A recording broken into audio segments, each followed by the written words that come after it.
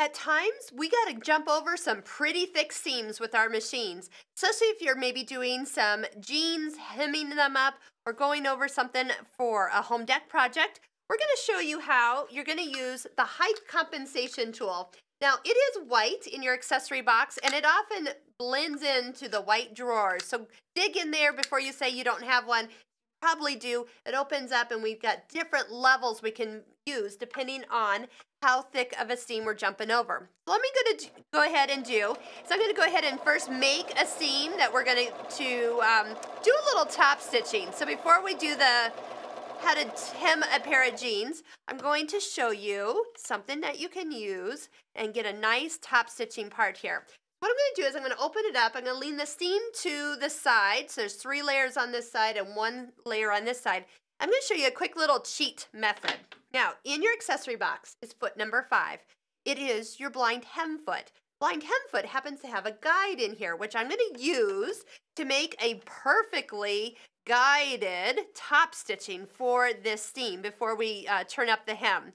We're going to place the guide right next to it, and then I'm going to move the needle position to the far left side. Just go ahead and move it all the way over. I'm going to make the stitch length a little longer, about to 3, so it looks really nice as I'm going through these extra layers. Now, the only thing is, I mentioned this was a cheat foot. And just go ahead and pull your fabrics across or open, or press it before you do it. I said it was a cheat foot because a blind hem foot has a little bar that goes all the way through that sewing area. It's there for the blind hem. Now, if you're just doing a straight stitch on the left or the right, this foot will work. But they do make, and it's like the first foot I always reach for when I take a new machine home. It is my absolute favorite. Foot number 10 is an edge stitch foot. It's my favorite because it makes me look good. And it is the guide. It's the same exact foot, except the guide doesn't go all the way through the sewing area. See how it's open in there? You could do a center needle position. You could do a decorative stitch from side to side and let that bar guide you down the middle of a seam. So edge foot should be one of your first feet that you purchase if you haven't already got it. So if you have this, put that on. But if you don't have it yet, the blind hem foot will work. And look how pretty and straight that stitch is by just letting the foot guide right along the seam. Okay, now we've got 3 layers on one side here. So when we go to turn this up, we're really going to find we're going to have 9 layers, once and twice there, to jump over for our jeans hem. Now, when they talk about top stitching, they mean stitching from the top side. So press that in, pin it in place, whatever you want to do. I'm going to bring my needle back to the center needle position, leaving the stitch length to about 3.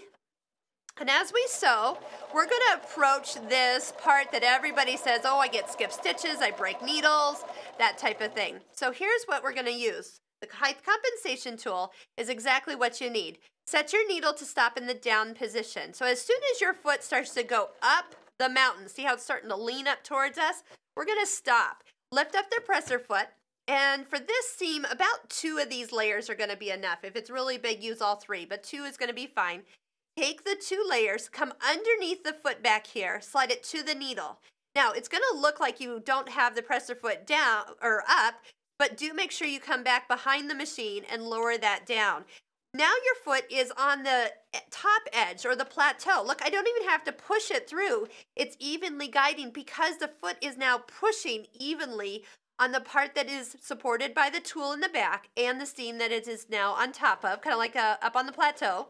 And then before you go running off the edge, which it's probably no big deal because Bernina is just a good stitching machine, if you find yourself getting a long stitch at the end, avoid that by taking the same tool, putting it under the left or right toe, and stitching beside it until you find that once you take it out, the foot is going to be nicely off the back part of the really thick seam, and then just continue right on through. And now you have even stitches on both the front and top of that particular seam. See how perfect that is? And did you notice I didn't have to push it through? But, you know, of course, a denim needle is going to be your best choice when you're doing going over these seams, but the tool's really nice. Another thing the tool will help with is if you're ever starting right along the edge of something and it's really thick, you want to get that first stitch right at the edge. Notice your foot's kind of angled, so it can't really get started. Put the tool behind the foot. I'm going to go ahead and do all 3 this time. There we go.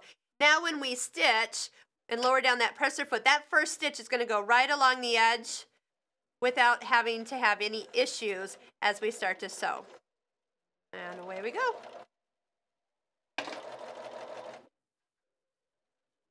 So if you've ever wondered what that is the height compensation tool.